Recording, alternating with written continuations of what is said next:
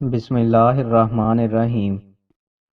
رسول اللہ صلی اللہ علیہ وآلہ وسلم نے ارشاد فرمایا، جس کو خوش شکل عورت گناہ کی ترغیب دے اور وہ کہے کہ میں اللہ تعالیٰ سے ڈرتا ہوں، وہ روز قیامت اللہ کے عرش کے سایہ میں ہوگا، جبکہ اس دن اور کوئی سایہ نہ ہوگا۔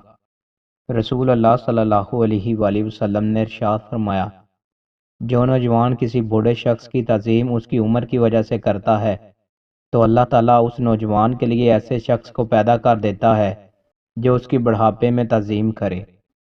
رسول اللہ صلی اللہ علیہ وآلہ وسلم نے ارشاد فرمایا، سود کے 73 باب ہیں، ان میں سب سے ادنا چیز یہ ہے کہ ایک آدمی اپنی ماں سے زنا کرے، اور ان میں سب سے بڑی چیز یہ ہے کہ وہ مسلمان کی عزت پر حملہ کرے۔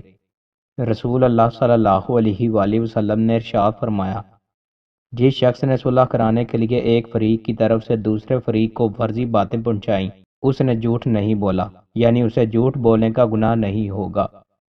رسول اللہ صلی اللہ علیہ وآلہ وسلم نے ارشاد فرمایا، ایک انسان 1 درہم بھی سود میں مبتلا ہو جائے تو یہ اللہ کے نزدیک خطا کے لحاظ سے 36 دفعہ زنا کر جانے سے زیادہ بڑی چیز ہے، اور سب سے بڑا سود یہ ہے کہ ایک انسان کسی مسلمان کی عزت پر حملہ کرے۔ رسول اللہ صلی اللہ علیہ وآلہ وسلم نے ارشاد فرمایا، کیا میں تم کو روزہ، نماز اور صدقہ خیرات سے افضل درجہ والی چیز نہ بتاؤں؟ صحابہ رضی اللہ تعالیٰ عنہ نے عرض کیا، ضرور، ارشاد فرمائیے۔ آپ صلی اللہ علیہ وآلہ وسلم نے ارشاد فرمایا، باہمی اتفاق سب سے افضل ہے، کیونکہ آپس کی نا اتفاقی دین کو موڑنے والی ہے، یعنی جیسے استرے سے سر کے بال ایک دم صاف ہو جاتے ہیں، ایسے ہی آپس کی لڑائی سے دین ختم ہو جاتا ہے۔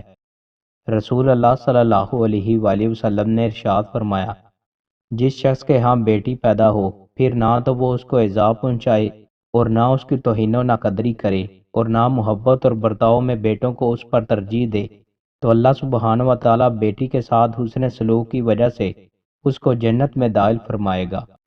حضرت انس رضی اللہ تعالیٰ عنہ بیان کرتے ہیں کہ عہد رسالت میں 2 بھائی تھے، ایک رسول اللہ صلی اللہ علیہ وآلہ وسلم کی خدمت میں حاضر رہتا اور دوسرا کوئی کام کسب معاش کرتا تھا۔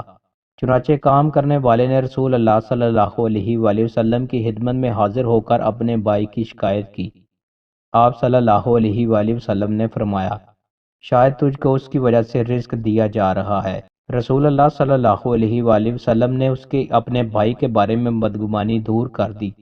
دین کا کام کرنے والوں، کمزور اور کسب معاش سے عاجز افراد کی برکت سے دوسروں کو رزق دیا جاتا ہے۔ دوستوں، مزید اچھی ویڈیوز کے لیے ہمارے چینل کو سبسکرائب لازمی کریں۔ بہت شکریہ۔